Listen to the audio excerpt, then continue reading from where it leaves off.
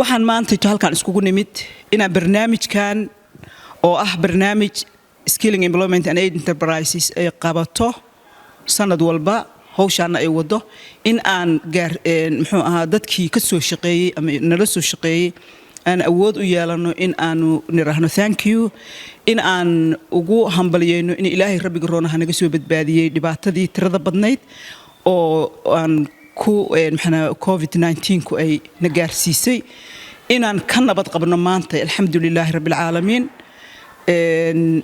iskuna imaanay islana shaqaynayno waxaan rabno waxa waaye inaan annaga intaan isku duubnaano waxaan qabsan karna aan qabsano practicalina waxyaabaha aan sameeynayna waa wax yar yar oo kooban laakiin haddii effortigeena sida aan hadda u sii wadnay sanad walba sanad ka dambaysa uga sii fiicnaanaya aan u sii wadno waxaan qabaa in aan dhowr meelood oo kala duwan awood u leenahay inaan ku rangareyno hadda barnaamijkeenan awal wuxuu ahaa hal muxuu ahaa meel baan ku rangareynin oo ah halkan food scray hadda waxaan ka furnay meel kaleeto taragani taaneet oo iyadana lagu rangareeyo barnaamijkeena waxa kamid ah waxyaabaha aan waxaynayno farsamooyin yar yar oo qofka bini aadankana u noqon karta healing maskaxda because colorful thinking oo aan meesha ku soo waxaynay waxa waaye healing waaye ama soowinka ama isla hadalka ama isla sheekaysiga aan isla sheekaysanayno waa healing anaga marka awoodeena iyo xoogeena waxaan saarayna waxa waaye sidee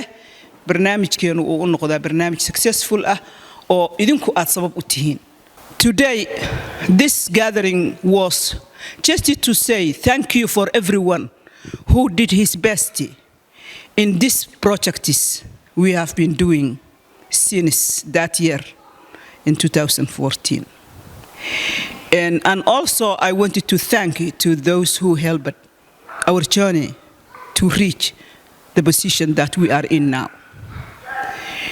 I would like to give a word to Chris, who is working with us for now 3 years, I think 2 years and a half almost.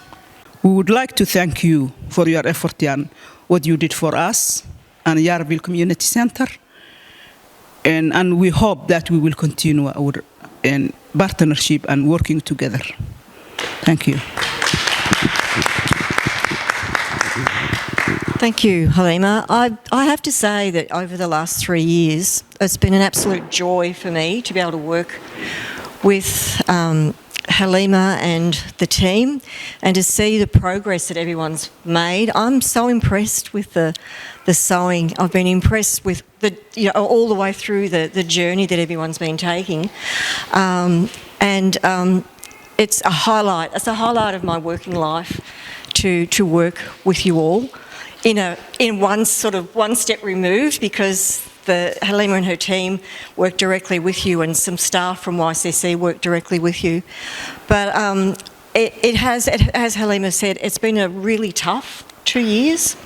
And I think for everybody, all of Australians, but it's, focusing on Victorian and focusing on Melbourne, it's been really tough for everyone. And we've all managed to work through the barriers and the challenges and to still keep learning and looking after our families and learning and looking after our community.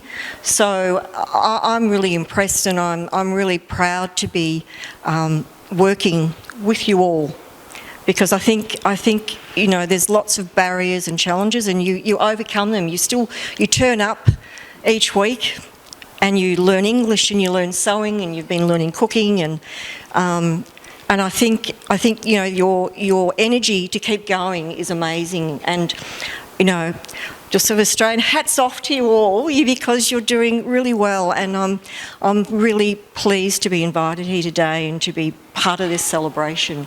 So thank you, and we will still see you next week. sida ay idin sheegtay muxuu ahaa Chris waa runteed waa isla shaqeynayna intii muddo ahba funding baan wada helaynay haddana waxaan rajaynaynaa inaan sidii isula sii wada shaqeyno barnaamijkeenina aan goonida u wadanayna aan u wadano. Thank you so much, Halima, for giving me this honor. It's an honor and privilege to be here with you people. Although I've seen most of your faces during the batik Gara tie-dye workshops. But one thing I want to commend this organization, Skilling Employment and Aid Enterprises, with the able and energetic person other than Halima. You deserve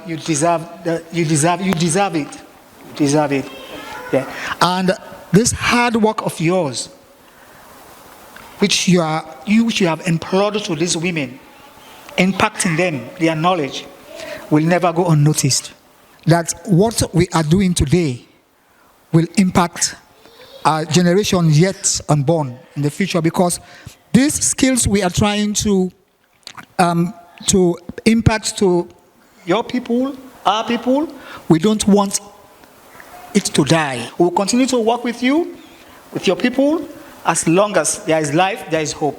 So I want to thank you again for giving me this honor and privilege to join your celebrations. And what we are witnessing now, it's no other than your hard work and achievement. Look at all these beautiful things. Very, very, very beautiful and fabulous.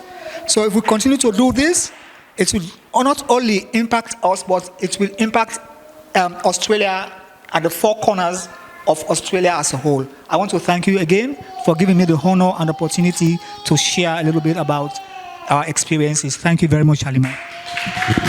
Charles isaga oo hawshiisii gooni yar meel gooni ku haysta ayaan community-ga oo dhan oo Afrikaanka inuu wixii baro aan macna ku muxuu ahaa u sheegnay saas awgeedna uu noogu yimid annagana hadda sidii baan barnaamijkii aan ula wadnaa waxaan rajaynaynaa sanadka soo socda waxyaabo badan isbedelaan waxaan idin ka codsanayaa in haddii waxyaabo yar oo aad tabanaysaan ay jiraan inaad maaragtay oo aanan ogeyn ama khalad noqoto ama waxyaabo loo baahnaa oo aan sameyn noqoto in naga raali noqotaan laakiin waxaan idin sheegayaa inaad dariiq sax ku taagan tihiin ilaahayna wuuna la jiraaya and Batoon are the two coordinators who was working with us, and without them we couldn't do anything.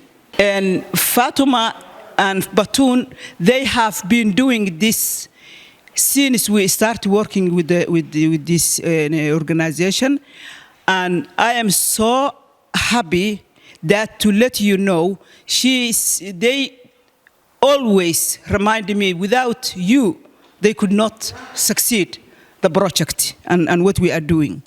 Thank you for Fatuma, thank you Batoon, and thank you for everyone. So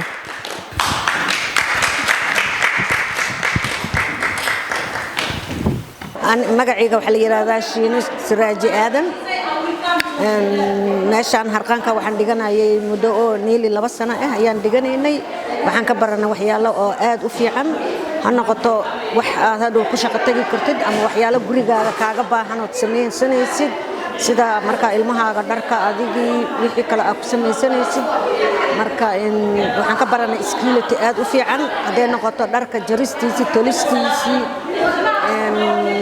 habka harqaanka iyo wax kasto marka intaasna Xaliima ayaa garab nagu siisay aadeen ugu mahadsan tahay magacayga waxa waaye Ubax Absalaan Daahir waxaan baranay koorsada disability age care-ka waxa waaye waxaan noo suurtagelisay koorsadaas inaan barano RMIT-gaan ka baranay ee Xaliima Kaaraan wadaysa noo suurtagelisay ma aanan helneen maaragta chanskaas magacayga waa Khadra Xasan waxaan haystaa shahaadada cunto karinta ayaan halkan ka qaatay community-ga mama Xaliimo ay rangareynaysay oo waday marka alxamdulillah waxaan baranay sida qof kasta oo gabar ah oo Soomaaliya waxay taqaanaa sida cunada loo kariyo laakiin tani way ka gedisan tahay waxaan la baraa sida cuntada nadaafadeeda qaabka ay tahay hygiene-geeda iyo wixii maaragta casriyaysan si hoteelada iyo nooga dalbadaan